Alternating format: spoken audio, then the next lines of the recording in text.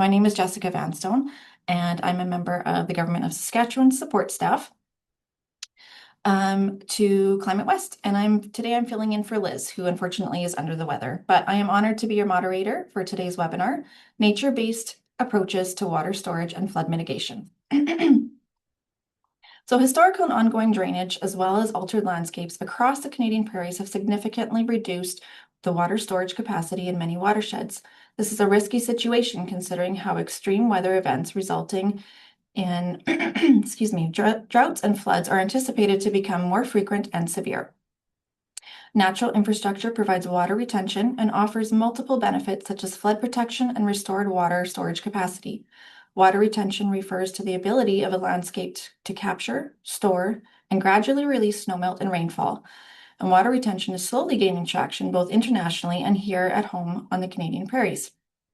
Today's webinar will highlight practical approaches to using water retention to rebuild natural storage in our landscapes and help communities prepare for water extremes. Whoops. All right. So this webinar is part of a larger series organized by Natural Infrastructure for Water Solutions, or NIWS, that ClimateWest is pleased to partner on.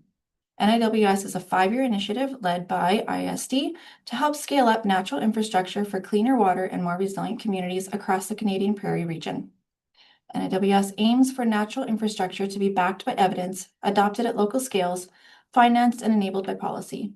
So if you'd like to, you could click the link in the chat or scan the QR code to sign up for the monthly NIWS letter, which includes natural infrastructure, related news, reports, and events.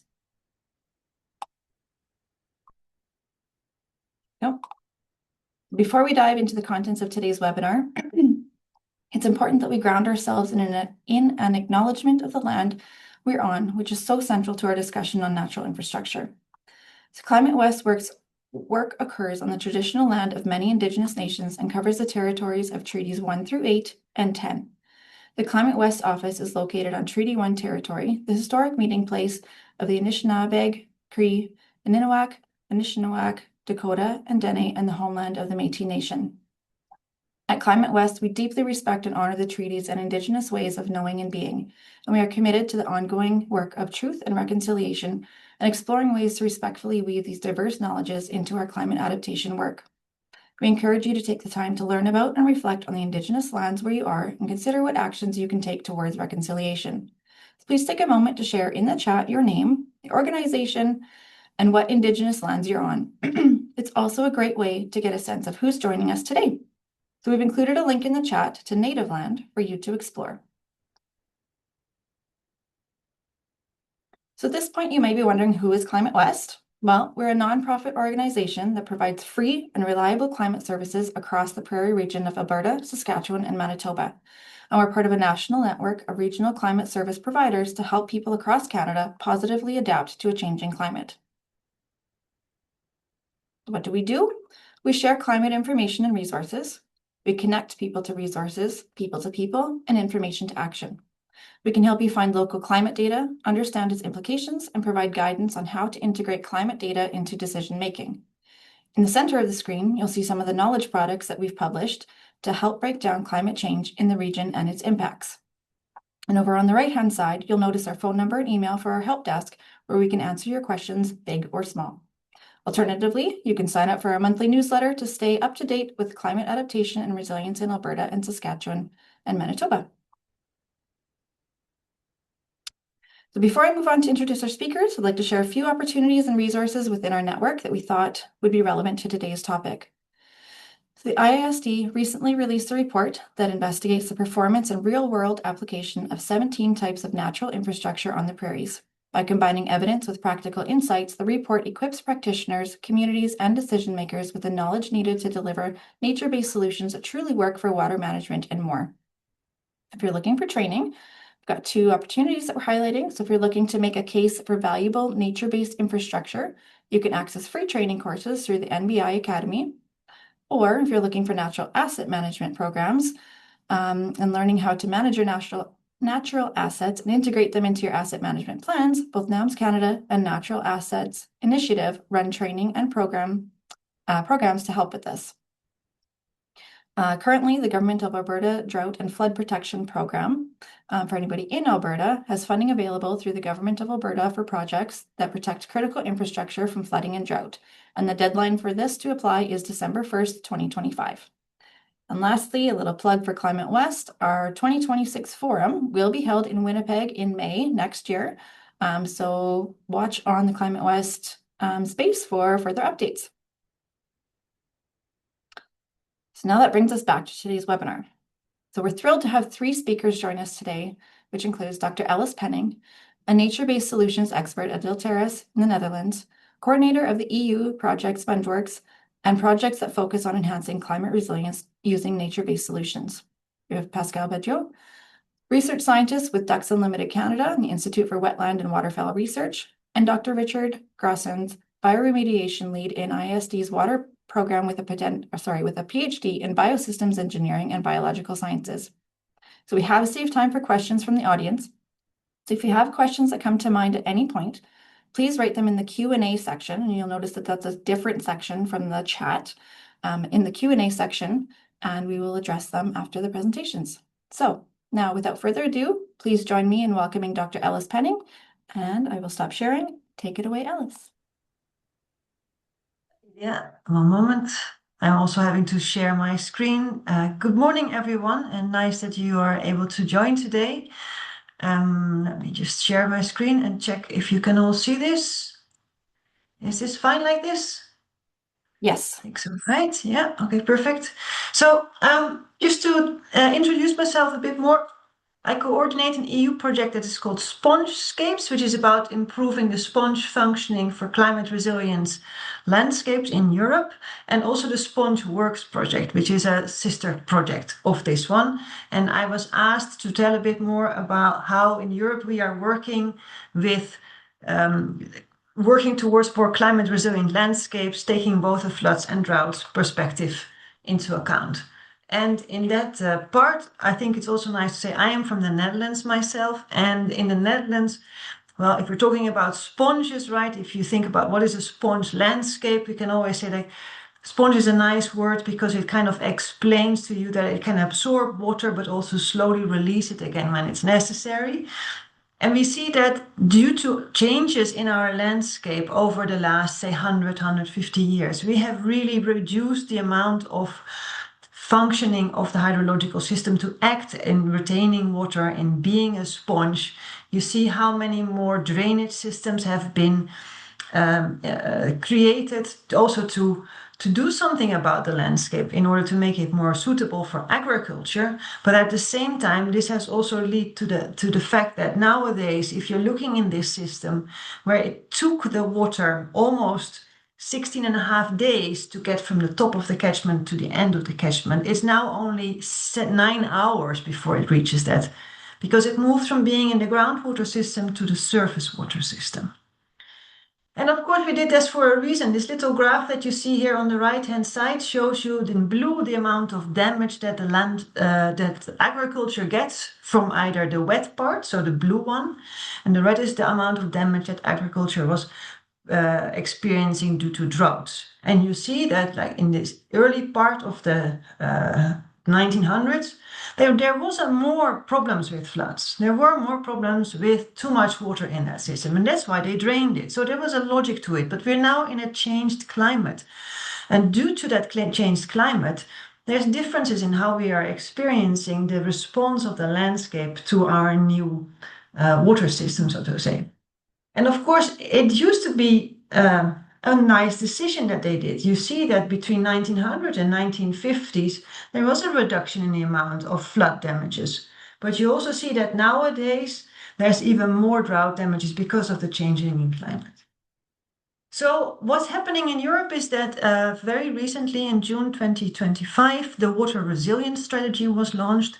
And this is a European part of policy document that is really aiming to restore and protect the water cycle as a basis for sustainable water supply. So it's really focusing on that aspect and taking into account that we need to build a more water smart economy, together with the citizens and the economic actors that are living in the landscapes that we're dealing with, right? and also that we are better geared to securing clean and affordable water and sanitation for all. Now, if you want to know more, there's a lot of websites that can give you a lot more detailed information on that. And basically that part of the water, this part of the water resilience strategy that is dealing with restoring and protecting the water cycle is what we're focusing on in the sponge projects. And here you see that in the current system in water management, we see that often we are approaching droughts and floods and biodiversity aspects in different silos, different groups of people working on the droughts and the floods and the biodiversity. But at the same time, we also know that these happen in the same part of the landscape.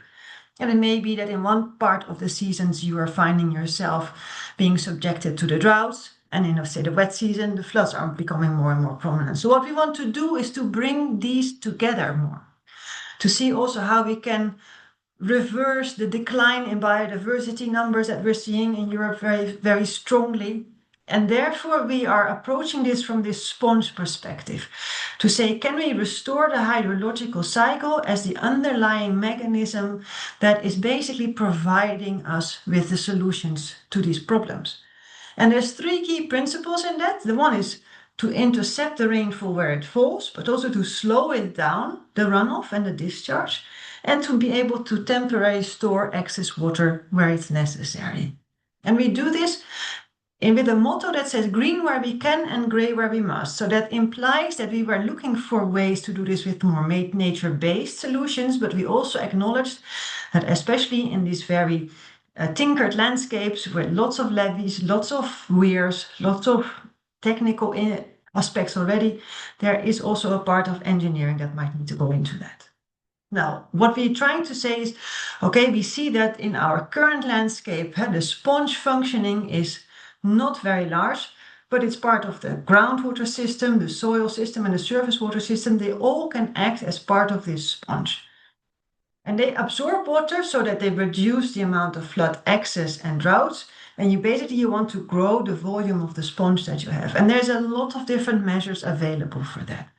Now, there's a nice catalog if you're interested, the Natural Water Retention Measures.eu website, NWRM.eu. And you see that these measures, they range from, for example, remeandering streams, agricultural measures, measures that are slightly more technical. For example, we call them little farmers' weirs that allow farmers to better adapt to flexible management of the water levels in their near surroundings. And we are also acknowledging that especially this soil part is very important. And I think also for you in Canada, in the prairie landscape, the soil is also a very important part of that sponge landscape where there's a lot of things happening, but also where there's a lot of work that can be done to improve that sponge functioning again. So for that, we're calling that the water-soil nexus, where we really acknowledge that healthy soils that have a good functioning, that have good amount of animals, like you see in a little cartoon that is here, they help in reducing risks, in reducing both the risks of floods and droughts and fires, but also that then translates into how we're reducing risks of potential losses of ecosystem services, biodiversity, and the damages that you can experience as a result of a degraded soil water ecosystem. Now, what's good to know is that in Europe, it's been released a directive on soil monitoring to encourage us to better think about what soil health really means and how this is part of this whole system of water management. So we really want to get the water management people and the soil and agriculture people closer together to really understand the entire hydrological cycle in the landscape. Now, I already mentioned a bit these two EU projects that I am working on. There's also a third one, it's called Sponge Boost. And they were really put out by the European Union to further innovation, evidence-based examples and lessons learned related to how do we work towards a landscape that is providing a better resilience to the climate extremes that we are currently experiencing. The first two, SpongeScapes and Sponge Boost, are about the knowledge and how that knowledge can be used. And the Sponge Works is also about how do you implement these measures and what are the most logic measures in specific places in your landscape. And we have very many different examples for that, different case studies where we are pioneering, where we are learning together with the stakeholders in the field on how this can be done. From the very southern Mediterranean, very dry extremes to the further more north or western part of Europe, where we're much more in the wetter systems. And in all of these case studies, we're working on understanding individual measures very much in detail from the hydrological perspective, but also from, for example, the biodiversity and water quality part. And when we know how these individual measures work, we then use that in modeling to further explore how does a single measure perform within a landscape environment, and how many of these measures do you need to implement to get a significant effect. And for that, we are also having different parameters, indicators, and also a set of events that we want to evaluate for. Because, for example, an event that happens every year is something that people might already experience problems with. But if this is an event of once in 10 years, you have a different response of the system. And some measures, especially these natural sponge measures that we're talking about, they will have a certain width in which they are really helping us a step further and becoming more resilient. But if there is super extreme events, regardless of whether you're working with more technical or more natural measures, there may be different aspects that you have to think about. I'll come back to that a bit later on.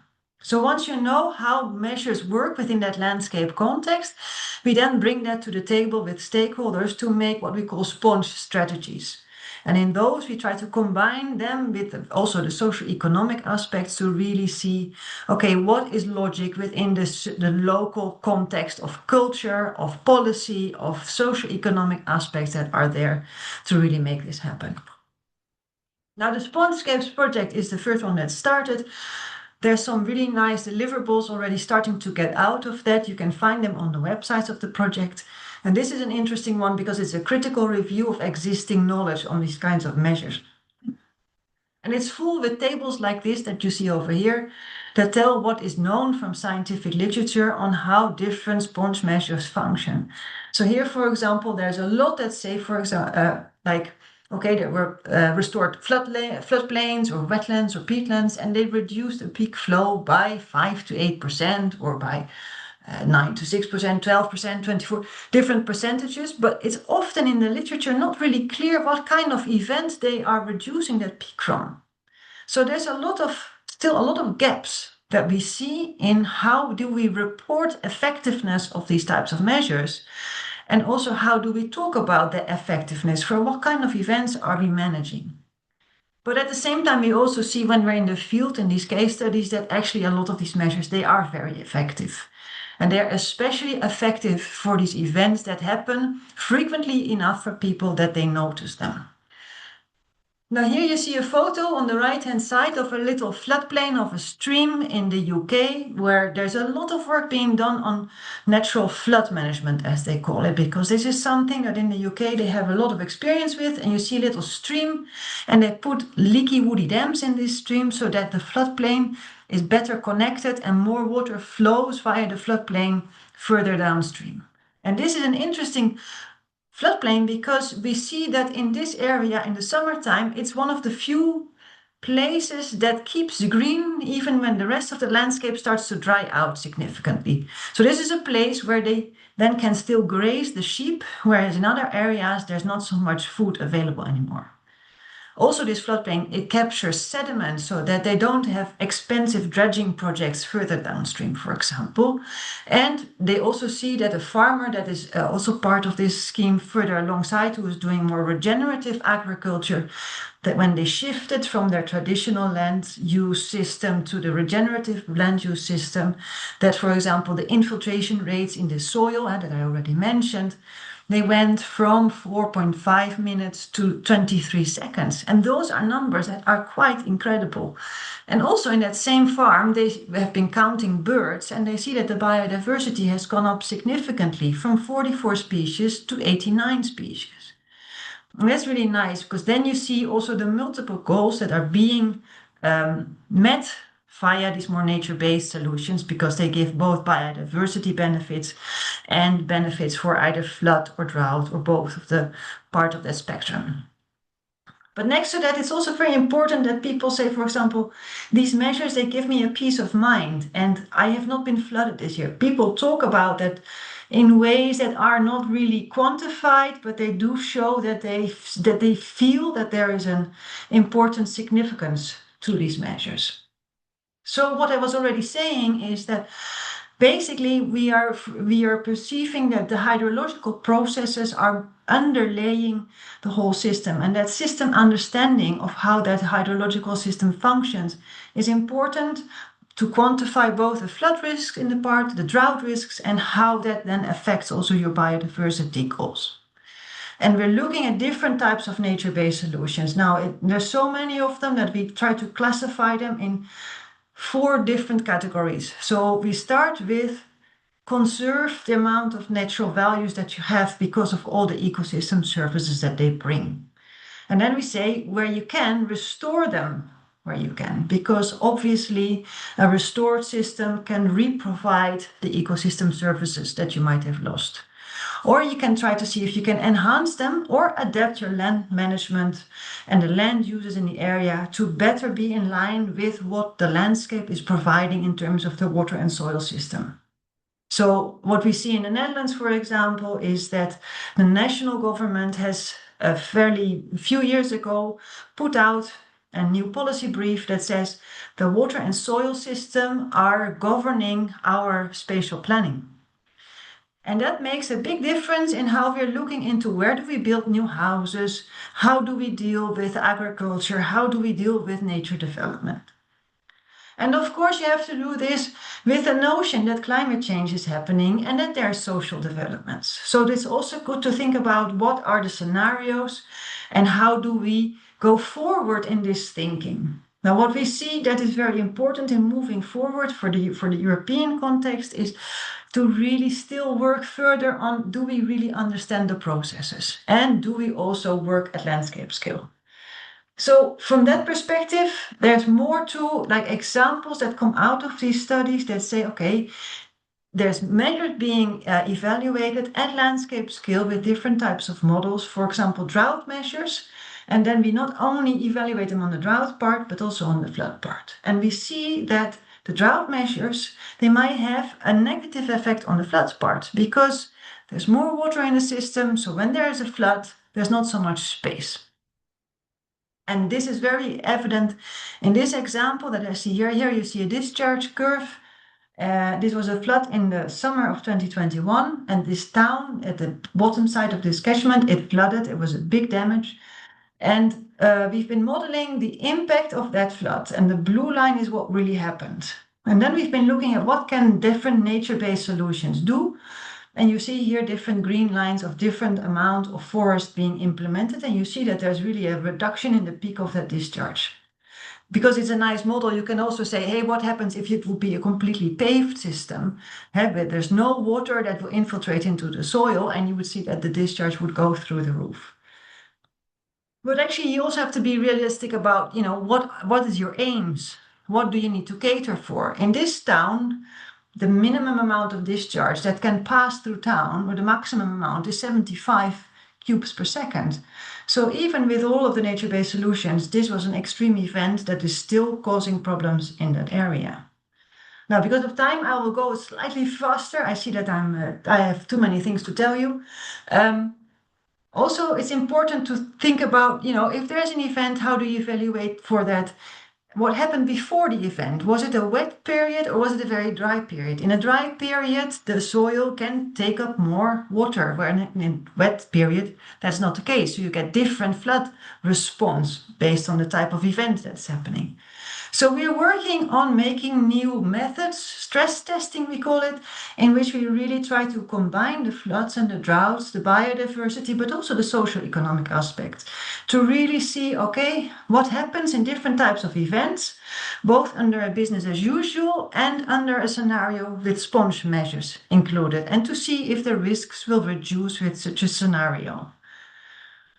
And I already said before, there is this aspect of we can talk a lot about, and you hear a lot of talk about nature-based solutions, and that's really cool. I'm very happy that that is happening because it really facilitates merging the different goals. But there's also a whole other range of things that have to be done. And if you want to reduce risks, I think that if we're looking from left to right, there's always an initial risk, right? And that's the risk that you want to reduce. But you can also do that through zoning and through legal incentives. In some areas, you should just not build. So can also add, for example, building codes or land management practice. Don't put your water sensitive crops in an area that is very at much risk. And once you've done all of that part, then you can think about what kind of measures are necessary to restore or to enhance the natural system. And sometimes you will see that technical parts are also needed. And even if you've implemented all of that, there may still be an event that is beyond all measures, and you need early warning systems, evacuation, etc. And that is something that we really need to talk about with people as well. Some measures are really helpful, but for some events, that's always almost beyond what can be done. Apologies for the technical interruptions, and thank you for trying to stick around and rejoin us. So we'll continue with Ellis's wrap up of her presentation. Oh yeah, well, I only had one last slide basically, but I'll just for the entertainment of it, I will share it. Sorry for that. I don't know what happened, but I hope that you got the main concept of the storyline anyway, in that I really emphasize if you're talking about changing or adjusting to become more climate resilient, think really about for what kind of event, and how do you combine measures, but also to talk with your stakeholders about what is feasible and acceptable and what is useful.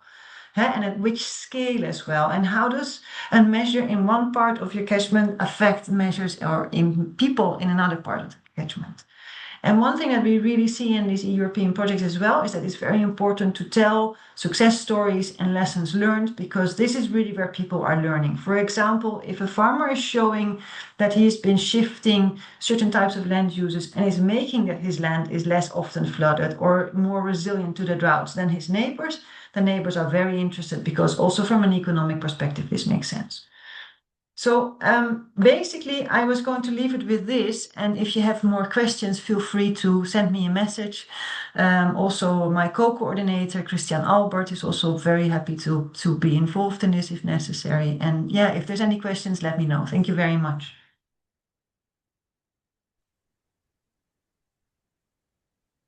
Thank you, Ellis. That was a very rich overview of the report, and I appreciate your topic very much, as that's key to my heart with looking at extremes, and but recognizing the importance of spongescapes as well, to acknowledge the vulnerabilities and learn where risks can be reduced to build resilience and increase capacity by practical preparedness in a changing climate is so key right now. So with that, I'm going to pass it now to Pascal Badiou from the Institute for Wetland and Waterfowl Research of Ducks Unlimited Canada. Pascal, over to you. Well, good morning, everyone.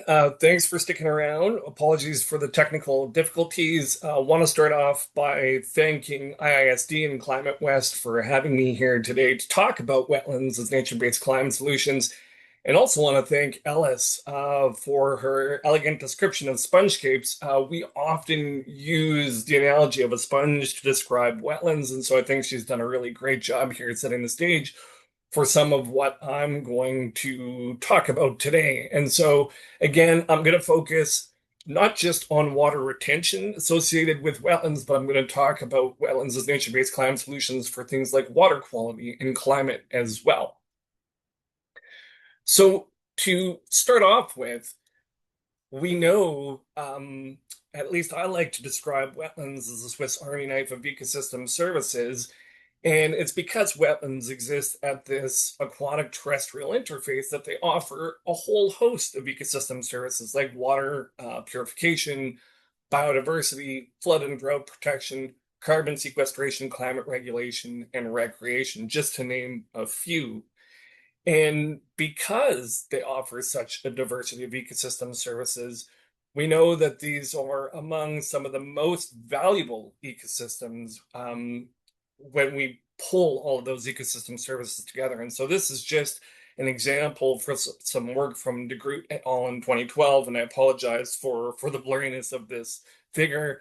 But the main takeaway here is that inland wetlands outside of marine ecosystems are among some of the most valuable in terms of the ecosystem services they provide. So roughly $25,000 per hectare per year. Now, I did a very rough back of the envelope calculation just before joining the webinar today, but when you consider that we've lost in the Canadian prairies alone 500,000 hectares of wetlands over the last 60 years, that's essentially equivalent to about $12.5 billion of ecosystem services lost annually if we were to apply this metric. So, setting the stage with that, I want to talk a little bit about wetland conservation and restoration as nature-based solutions. I'm going to draw from some of the research that we've done over the last number of years, and hopefully also provide some specific examples of where we're deploying wetlands as nature-based solutions, for example, for treating wastewater effluent or for managing stormwater in cities. But to start off with, I wanted to focus on the fact that smaller wetlands are better in terms of providing ecosystem services. Now, as an organization, Ducks Limited Canada has known this for a long time when it comes to habitat for waterfowl. And so what I want you to take away from this slide is that it's much better to have, for example, 100.1 hectare wetlands on the landscape as opposed to one large 10-hectare wetland. In fact, those 100 wetlands provide almost 900% more waterfowl productivity. And so again, we've understood this for quite some time with respect to the habitat values of small wetlands. But in fact, this is also what makes them great in terms of providing other nature-based solutions, for example, in terms of water quality. So this is an example of some work from Fred Cheng and Adita Basu out of the University of Waterloo, where they did a global meta-analysis pulling all the information they could find on wetlands, lakes, ponds, and lo and behold, what they found is that these small wetlands do a disproportionate job on the landscape of processing nutrients. The reason for that is the same reason that they do a great job for providing habitat for waterfowl. So when you think of a small wetland relative to a large wetland, you have a large perimeter to surface area ratio. And that perimeter is where all the emergent vegetation exists that provides all of this biological nutrient processing. And that same region is what provides vital habitat for numerous species. Now, we've taken this work a little further with some work that we've done with one of Nindita's postdocs at University of Waterloo, Emily Urey, where we expanded on some of the work that we've done in Canada with respect to restored wetlands and nutrient retention, and again brought this in as part of a global meta-analysis.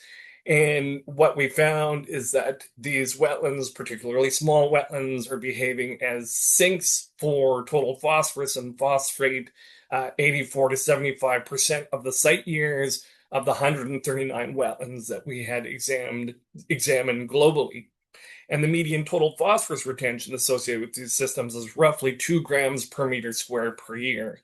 And so that's quite significant because that would suggest that these wetlands can retain roughly 20 kilograms of phosphorus per hectare. And so this underpins some of the reasons why we're so interested in deploying wetland restoration and created wetlands as nature-based solutions.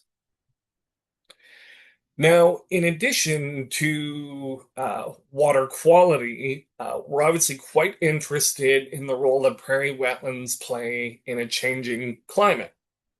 And so we've conducted research historically to look at the role of restored wetlands, and what you can take away from this slide is that as restoration age increases across restored wetlands, we see carbon stocks increasing, and even when we account for methane emissions associated with wetlands, we were finding that restored wetlands could potentially sequester up to 3.25 tons of CO2 equivalents per hectare per year. And this has gone into informing some of the default emission factors used in the IPCC's 2013 supplement on wetlands. Now, we've pulled all this together to look at the role of wetland conservation and restoration in terms of helping Canada meet its greenhouse gas reduction targets.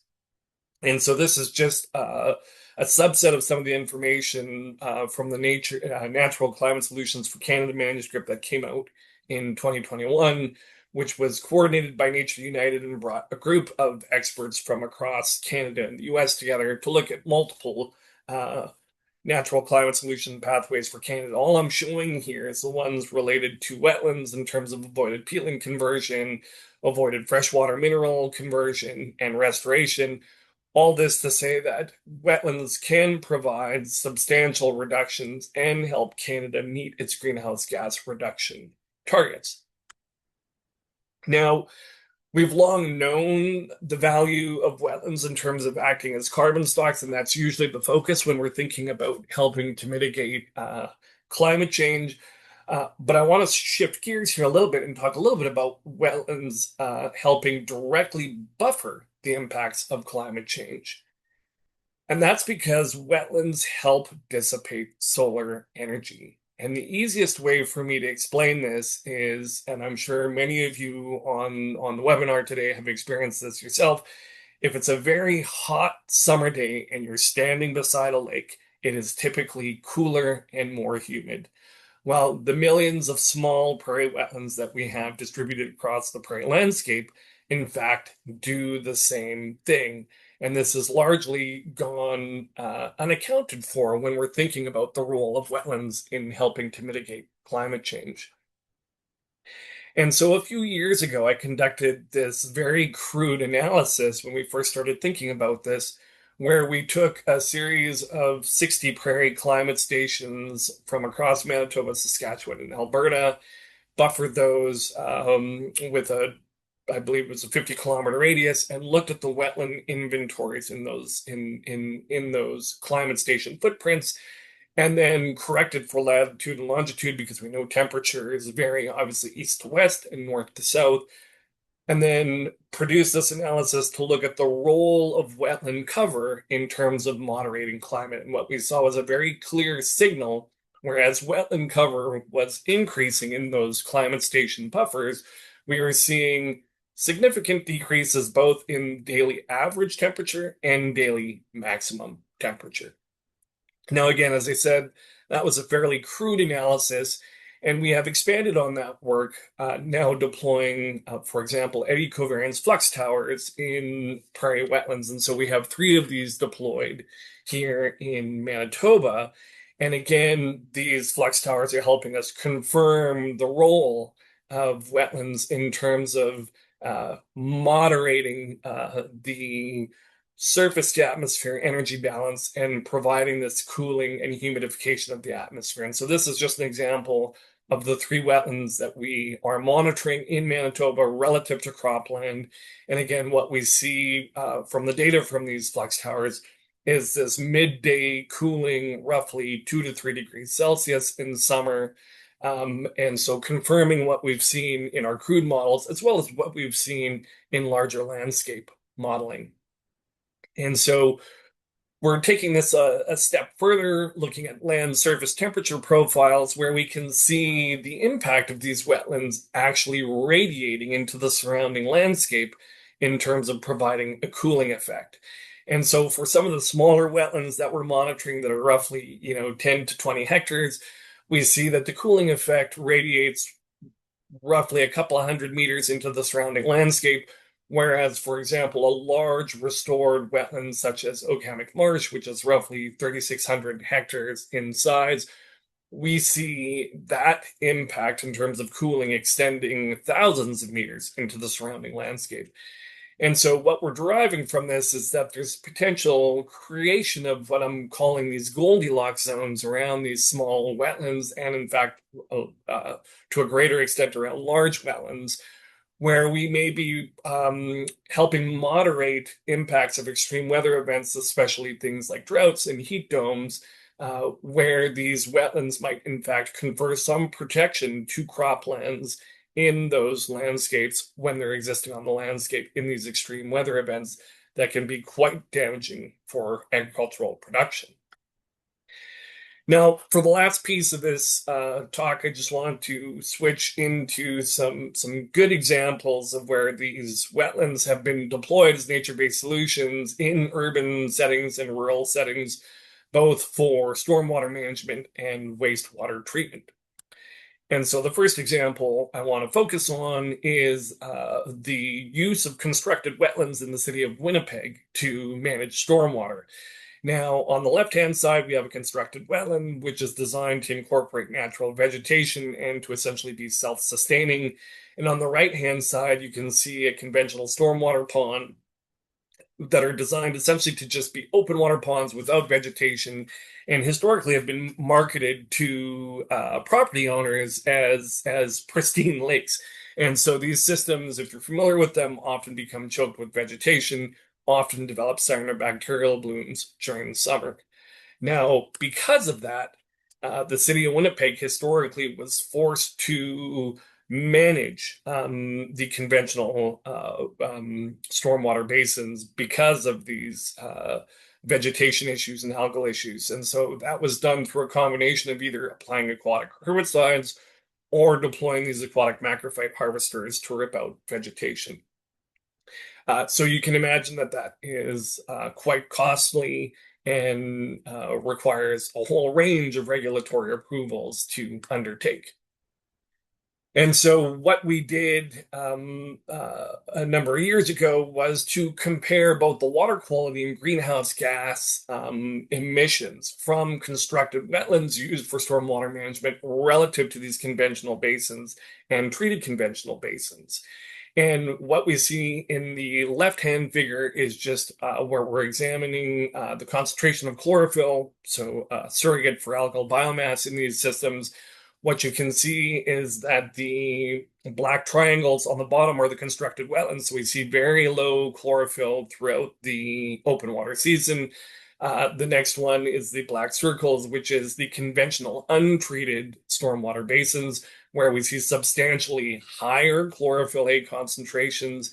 And then the open white circles are the treated conventional basins. And you can see that immediately after treatment, water quality declines substantially, where we develop massive blue-green algal blooms.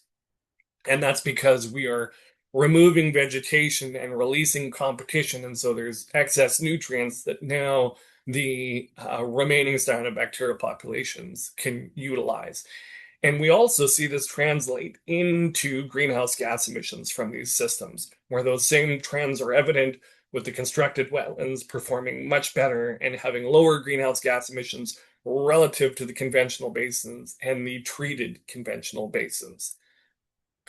And the reason for this is that we see a direct link between those chlorophyll concentrations and methane emissions. And so if you think about this, when you have those water quality impacts, increasing these cyanobacterial blooms, they decompose quite rapidly, lowering dissolved oxygen concentrations and then raining down very labile organic matter onto the sediments. So it's the perfect scenario for microbes to use that carbon and convert it into methane.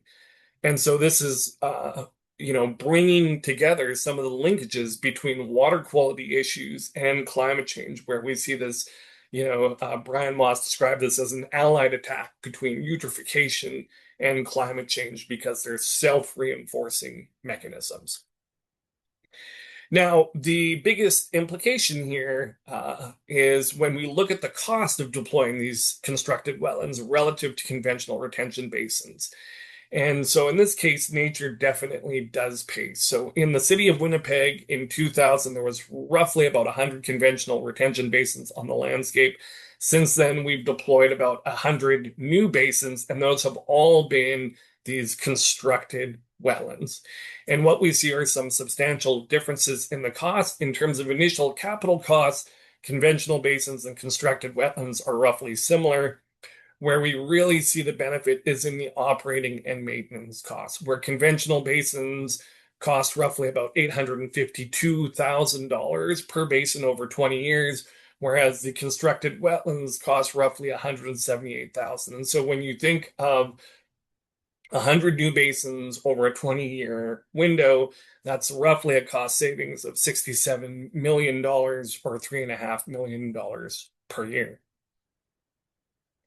Now, the last piece I wanted to talk about today is the use of these surface flow wetlands and small wetlands for wastewater treatment.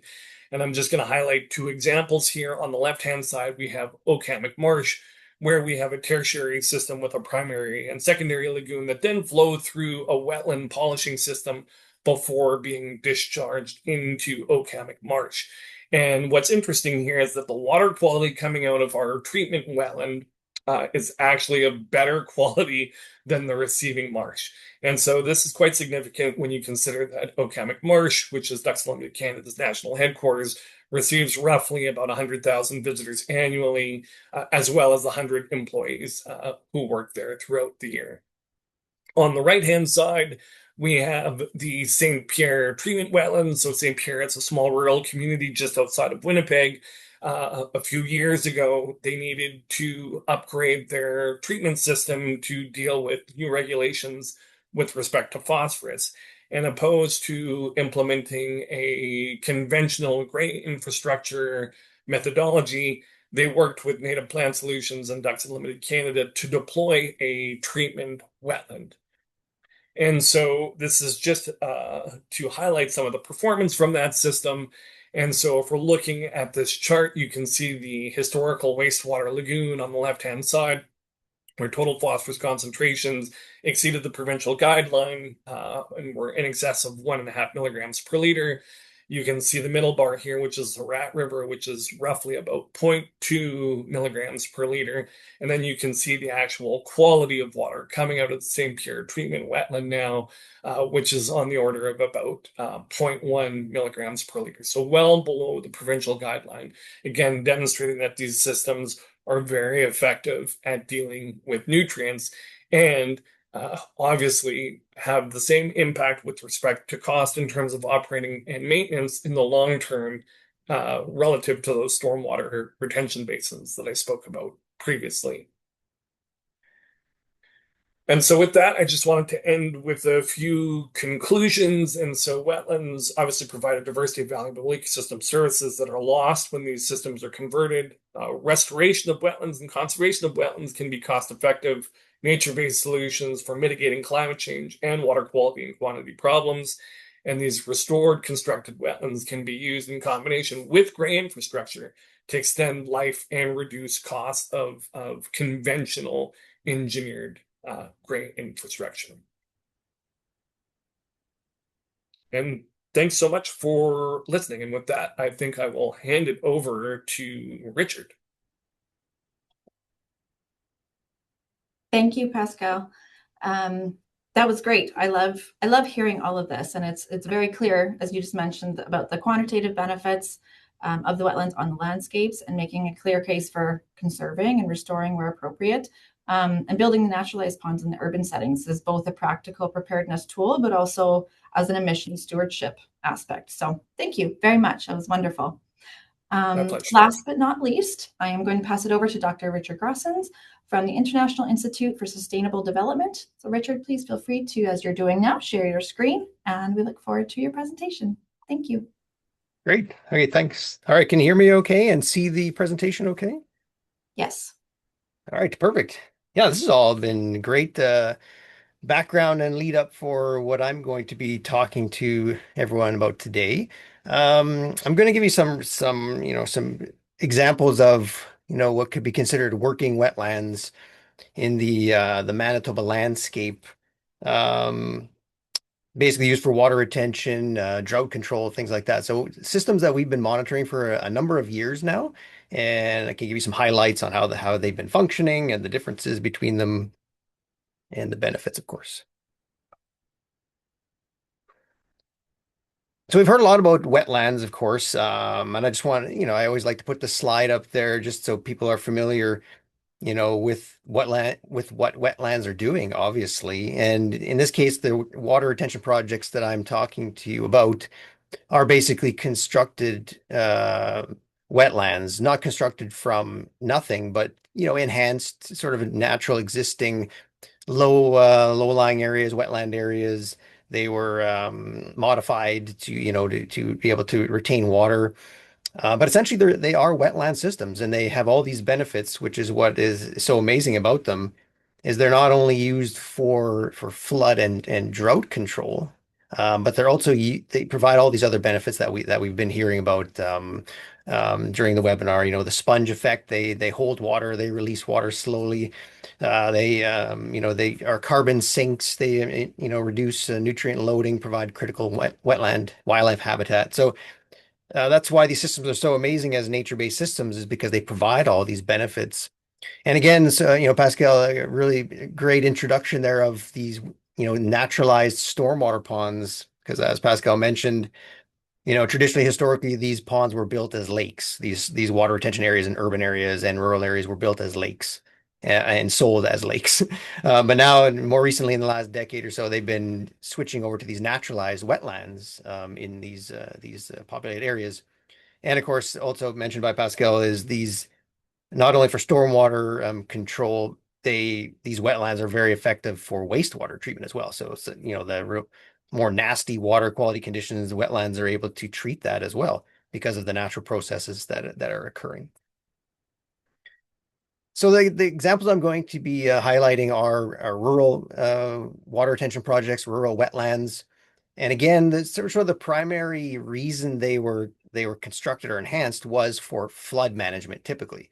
In southern Manitoba, flooding has usually been the sort of the problem thing. But more recently now, drought is more of an issue for us as well. We see these whiplash years, and which I'm going to highlight as well. But a lot of our thinking in the beginning was for flood management, and a lot of these systems are built for flood management. So again, the great thing about them is they're natural systems, they're wetlands. You can see an overhead shot here of just kind of they're built with an earthen dam. And we work with the watershed districts to help understand what these systems are actually doing. So the Pelly's Lake Wetlands is the first one. It's in southwestern Manitoba, near Holland, Manitoba, if you know where that is. But this is one of the first ones that we really sort of dug into and spent about a decade out there doing different management techniques with our partners. And this big earthen dam was built. This is sort of that at the outlet area. You can see in the center there. There's a spillway. There's some gated culverts which regulate the flow of the water. But this system is essentially, it's very effective at retaining water for flood management. We've also been trying to over the years we tried to see how much phosphorus was moving through the system. We were looking at habitat biodiversity, but a big thing for us was looking at the carbon, sort of the carbon cycles in this wetland. And primarily we were doing harvest management in this system. So it's something a little different, which is kind of really sort of typifies this as what I would say a working wetland. So what we were doing at that time, and if you've heard me speak over the years, I've talked a lot about Pelly's Lake, what we were doing, sort of the management technique, but we were harvesting the system to remove all that accumulated debris and material. So when Pelly's Lake was first built, it was a fairly degraded lowland area, marginal land area, lots of dead plant debris built up in this system. So not really a good functioning wetland. And so we had the opportunity to do some of this harvest management where we came in there with equipment and harvested all that plant material for a variety of reasons. We were using the material for bioproducts, for bioenergy mostly. But it showed that their system really responded when we did this. And so, like I said, like the system was really chock full of dead debris, a lot of, not really good wildlife habitat. And instantly after, the harvesting and removing all that material, letting, having the flood cycles with the management and the control of the system, it really created some amazing wildlife habitat. Like just to do it for the wildlife habitat and the biodiversity alone was phenomenal. So we saw this over those years. So really remarkable. And as I mentioned, just to kind of, just kind of add to the story, what we were doing at the time was we were, using that material for a variety of things. We Bioenergy was the big one. We were creating fuel pellets. So again, showing that there's all these additional benefits. So that's essentially what we were showing is was not just a flood control project. We were able to, harvest the biomass product to replace carbon, coal burning heating systems using wood instead. We were able to recover the nutrients. We were able to, sell carbon credits type thing. So it was a really interesting project over about a decade period. But we moved on to that to then focusing on trying to understand these water retention systems. So we didn't have a lot of expertise in kind of doing the water sampling and the flow modeling and trying to understand how the water and the nutrients move through the systems. And so we really wanted to improve our expertise in this. We got an opportunity to work in the DeSalbury retention project, which is in south central Manitoba, essentially just south of Winnipeg. And it's a typical sort of water retention project. This big earthen dam was built to retain the water. You can see on the bottom photo there, when the water is in the system, that the earthen dam is growing over, holding back the water. And it does a very effective job at, capturing water, diverting water from the watershed area, holding it in the system. It drains it over a period of time. And we started monitoring the system in about 2019 up to about 2023, and we found some very dramatically different years. We're able to collect a lot of really high quality data, and so I'm going to share some of that with you.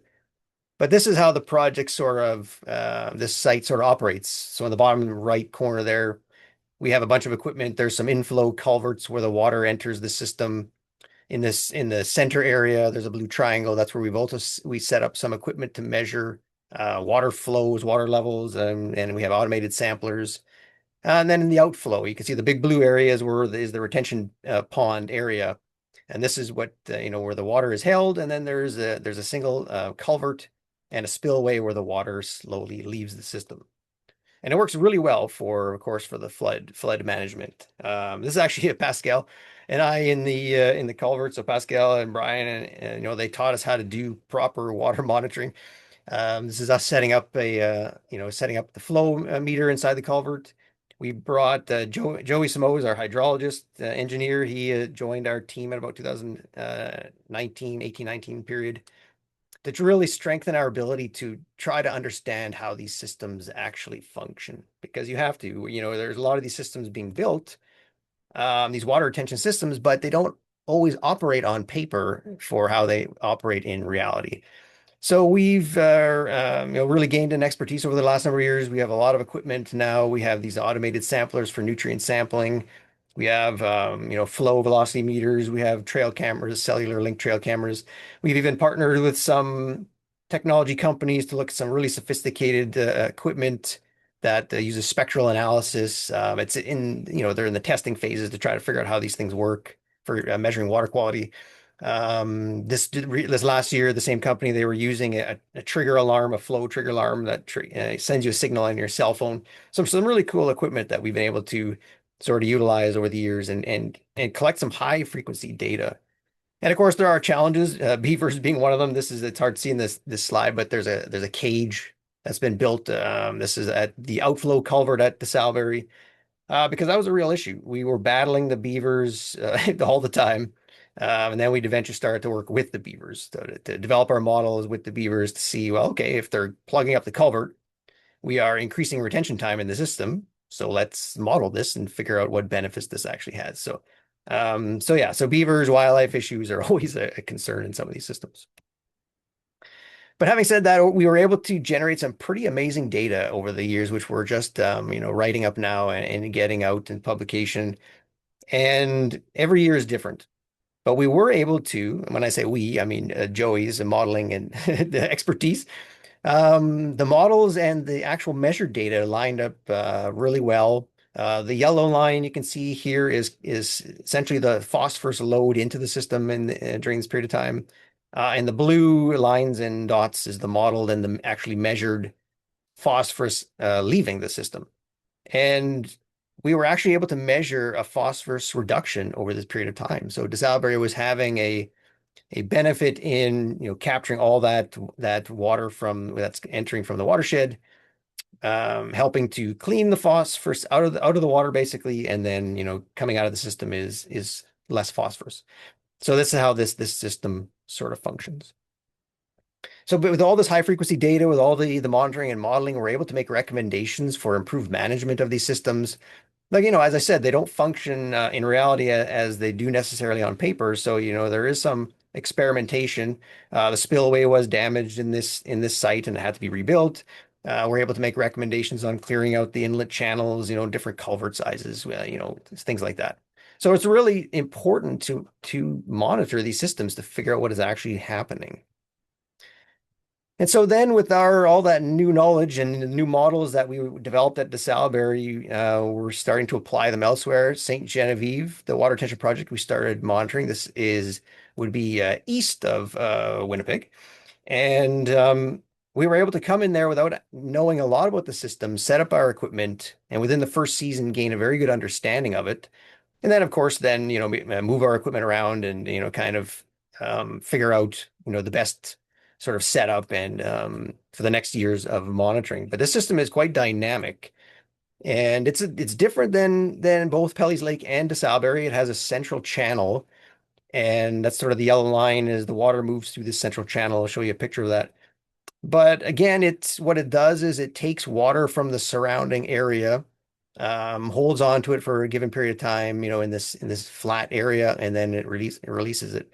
And we started monitoring the system in 2022, monitored it up to 2024, and then this last year, one of our partners still had some equipment out there. And this is a good shot of that central channel. So you can see on the left is when the water is mostly contained within the central channel, so it's not retaining anything, it's just a flow-through system. And then when enough water comes through the system and the water levels get high enough, it floods over those banks, and it's a very flat area because it was an old peat harvesting area. So it's very flat, and that whole area floods out. And we've been told by local landowners that 100% this system is functioning and doing what it's supposed to do. Without the system here, the road would have been underwater, washed out, culverts destroyed, as was what was happening in the past. The road would get flooded out for periods of time. And so, yeah, 100% this system is performing what it's supposed to be doing for flood protection. And as I mentioned, it's quite dynamic. So you can see kind of a series of pictures here. In the top left is when water levels are lower. There's a area which comes across. That's the inlet culvert. And then you can see Joey standing on the culvert. It's not quite flooded yet, but the water's coming up. And then in the bottom left, the culvert's completely underwater. And then in the bottom right, it's practically white caps on this water area. That's our box with our flow meter bobbing around in the water there. Thankfully, these things are essentially more or less waterproof. But it's quite dynamic. Like water levels can come up and drop quite dramatically in these systems. But that's exactly what they're designed to do. And this is the new spillway. It was reconstructed much more bigger, armored with more rocks. And on the right, that's the spillway in action during that high flood event. That's the highest we've seen the water. That was a pretty extreme flood event. But the system was functioning, and the road, nothing happened to the road. Now for St. Genevieve, we tried doing the same thing again, high frequency water sampling, modeling, water levels, like all kinds of data, high frequency data collection. There's not a ton of phosphorus in this system to begin with, so we weren't able to really see a phosphorus reduction benefit in the St. Genevieve site during that period of time. So again, the yellows are the loading in and the blues are the loading out. And you can see it's quite dramatic all over the place. Sometimes there's more phosphorus leaving. That's just the nature of the system, whether the water is flowing through the channel itself and there's water coming from the outside flowing right through the system while the system's not really doing anything. It's just a flow through channel. So it's hard to kind of interpret any phosphorus benefit. But again, as I mentioned, there's not a high level of phosphorus in the system to begin with. So it's, but for the flood control, it's definitely has a major benefit. And as I mentioned earlier, every year is different. And others have mentioned too, there's these extreme events that we are constantly experiencing now. So just a kind of a snapshot at our DeSalleberry project where we have a lot of years now. 2019, we had a high water year, a flooding event. 2021 was completely dry. We had no water that year. It was an insane drought. 2022, again, a huge flooding year. We had a lot of water through that system. The road would get topped over in the system. Back to 2023, another drought year where the water was non-existent. There was nothing there. And then 2025, even though we haven't been out there monitoring, we've heard from the watershed district. As everyone is familiar in the prairies and in Manitoba, we had a drought during the earlier part of the season, right up until about mid-August. There was no water, massive forest fire events happening. And then sort of August is when all the water came. And now in the fall, this system is completely full. And we are going into the winter into freeze up potentially with this system being full of water as we have had in the past. And so that doesn't help in the spring when you want to have the system empty to be able to retain the water. So very crazy these yo-yo effect years. And so I just want to kind of end off with a thought about coming back to Pelly's Lake now. And as I mentioned before, Pelly's Lake itself and also sort of how our thinking was in those early years was always for flood control. I guess we were in a wet climate period. We always had flooding. We were always battling in the fall time to try to harvest. But we had a master's student from the University of Saskatchewan, Pamela Berry, who did some work with us at Pelly's Lake. And her project was focused on drought management and irrigation use and used Pelly's Lake as one of the sort of the case study sites. And we was kind of like, well, that's fine, but Pelly's Lake is more for flood management. That was kind of our thinking. But in Saskatchewan, Alberta, for those of you who know that drought is a huge issue and a huge priority. And so she had modeled it for a drought scenario. Well, lo and behold, suddenly we have drought constantly in Manitoba. 2021, we had that massive drought year. And Pelly's Lake was operated for the first time for a drought scenario. So typically for the flooding scenario, it takes the water in the springtime, holds onto that water for a period of time, and then they can open the gates, the culverts, and let that release that water. And then it's typically managed through the season for flood control and for some, for recharging downstream.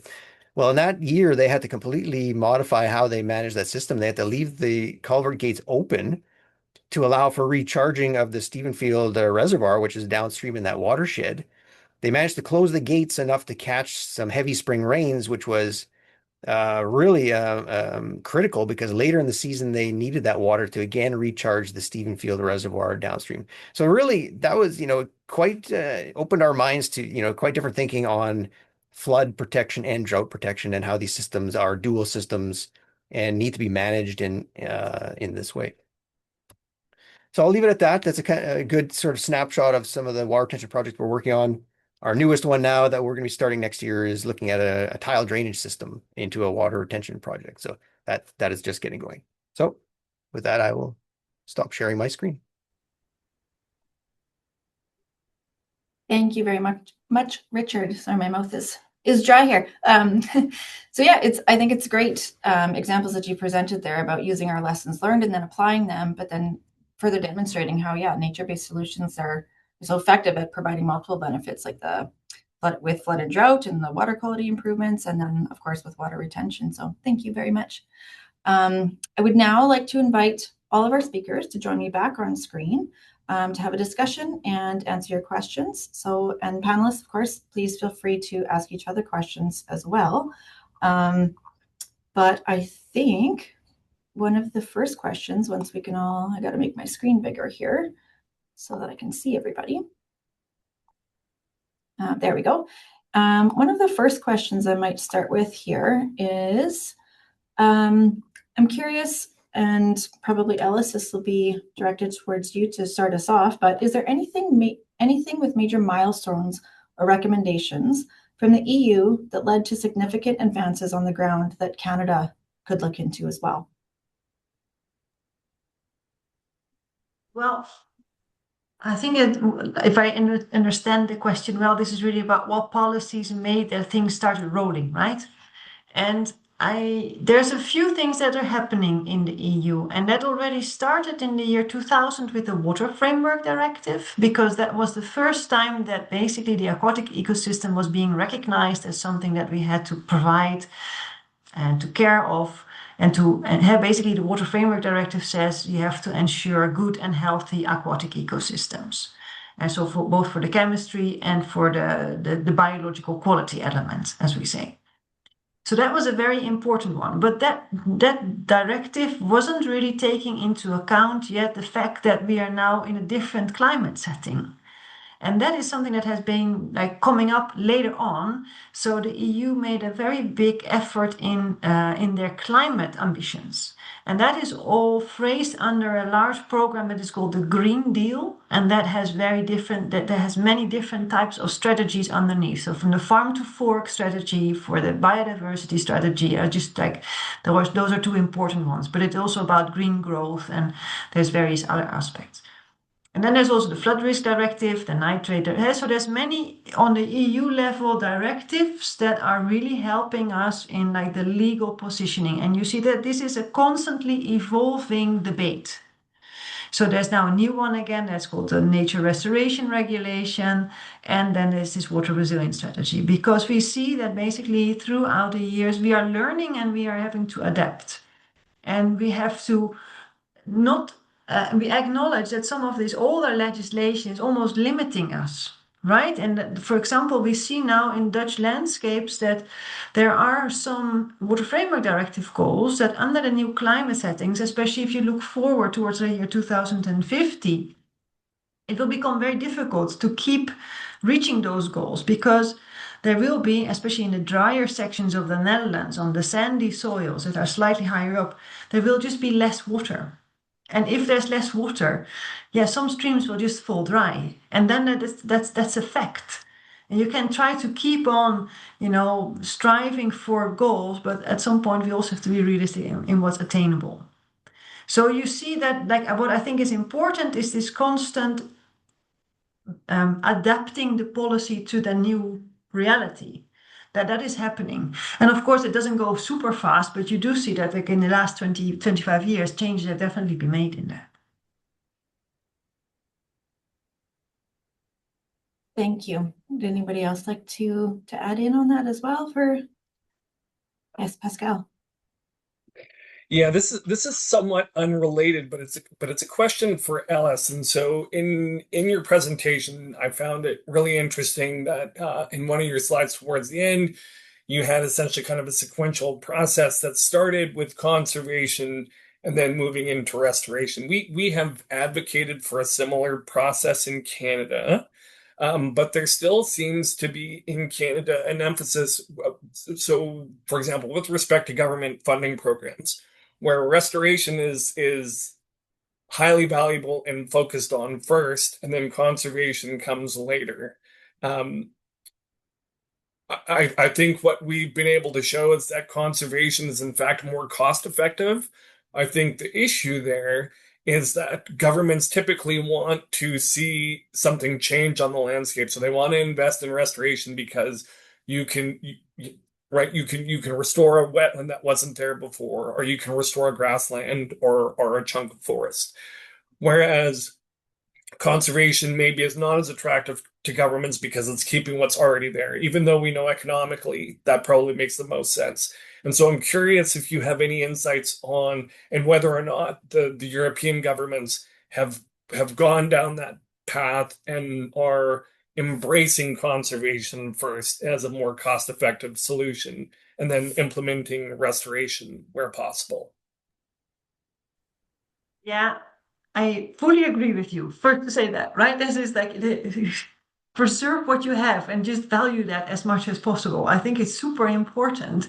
And I agree also that it's more difficult to make the narrative going for policy domain. If they can't cut a ribbon to open something new, or that can be tricky, especially on like the more, say, the smaller levels of authorities.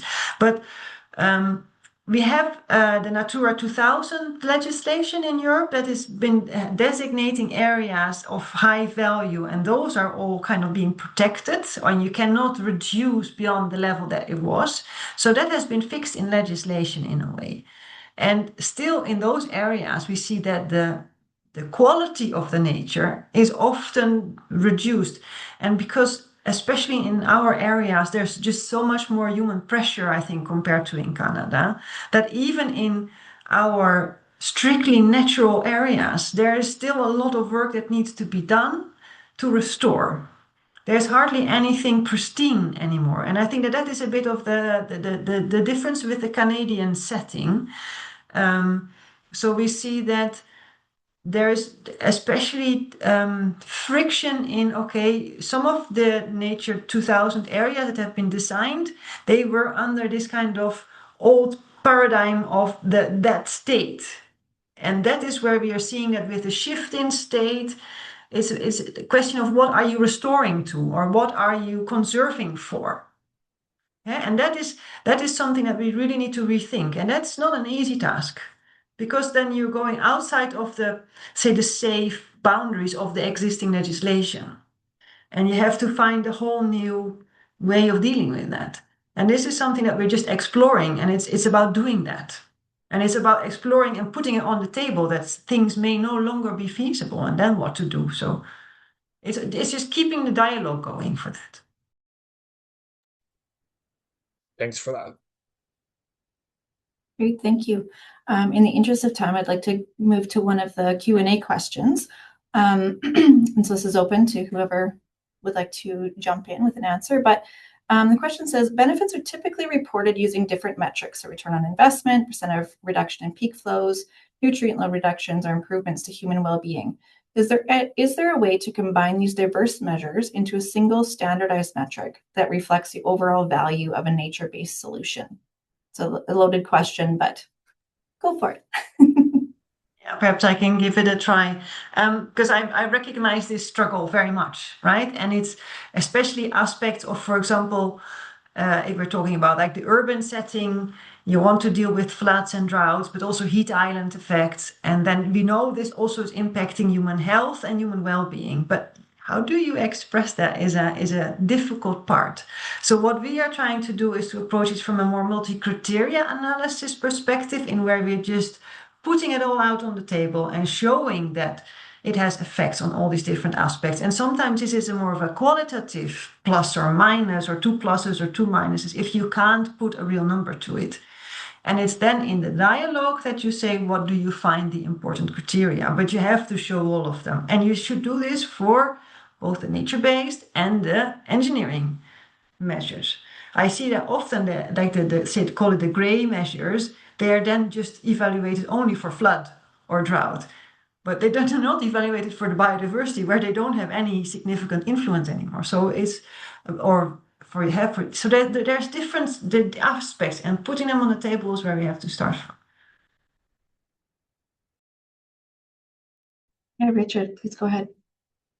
Yeah, sure. I mean, that's definitely a massive challenge of trying to kind of standardize different measures of success, different measures of benefits. Our colleagues, spent a lot of time trying to do that. And just the recently released IISD report, the Benefits Performance Report, that, attempts to do that. It tries to gather, all these benefits and metrics measures together, even trying to incorporate sort of the socioeconomic benefits as well, too. So you try to take all these measures of, success and standardize them into some kind of report. And we've done that. We've showed cost benefit ratios. We've showed, like Pascal showed, values of the wetlands over time. And these are all kind of summarized answers for the different things that we measure to try to get some performance. But it's very challenging.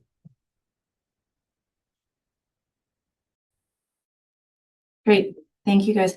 I'll do another Q&A question as well. It says, in agricultural settings, drainage into constructed wetlands is used. Does this type of infrastructure have the same set of values as a natural wetland? And how long before a constructed wetland would have a similar characteristics and value. Pascal, please go ahead. Yeah, so I think I can provide some context here, and I can relate it back to some of the information I shared in my presentation. And so I think what the person is referring to here is wetland consolidation, where often you'll see many small wetlands consolidated into one larger wetland, and often people think that that's a good thing. As I kind of alluded to in my presentation, often people think bigger ecosystems, bigger wetlands are better for nature. And in fact, that's not necessarily the case. Depending on the functions you're looking at, small wetlands do a disproportionate job in providing ecosystem services relative to large wetlands. And so the way you can think about this is the large consolidated wetlands behave much more like those conventional retention basins that I spoke about. Often you don't see a lot of vegetation because they're the consolidation of many small wetlands. They have typically high nutrient loads. They can become quite prolific or abundant in terms of blue-green algal blooms. So they, while they're still performing a storage function on the landscape, I'm not sure they're providing the same type of habitat or greenhouse gas benefits that the many small wetlands that were lost to consolidate into that system actually provided beforehand. So it is a little tricky, but it's not a straightforward transfer of functions from those lost wetlands to the larger consolidated wetland.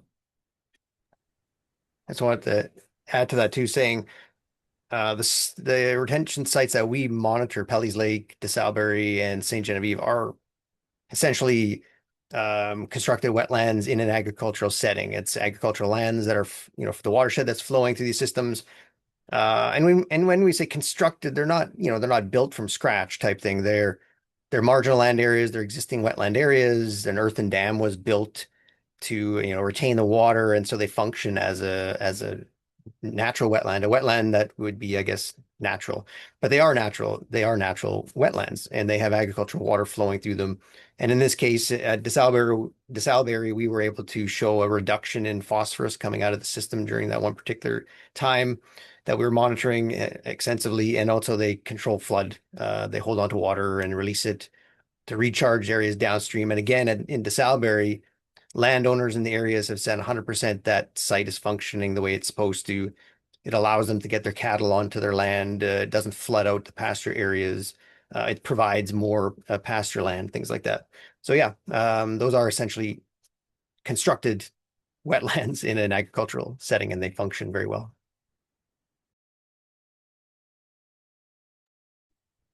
Thank you very much to everybody.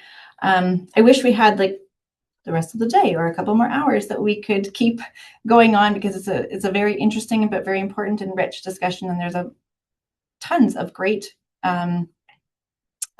questions that are coming up. But I think in the interest of time and what we've allotted for today, we do have to wrap up.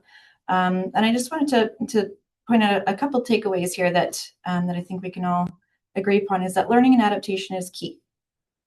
There's always going to be things that hold you back, but understanding what actually is attainable, and then adapting your policies to new realities is a benefit moving forward. Keeping the conversations going and learning as we go, keeping the multi-criteria perspective is great for research, but then the dialogue becomes just as important for explaining those relationships and where to move forward and where the gaps and things may exist. And one last point is that bigger isn't always better, but the benefits of reducing the risks are still always beneficial. And so again, looking at what is attainable and what your ultimate goal is important. So I just want to mention, thank you again to everybody participating, our panelists, our speakers, our organizers, and our audience members.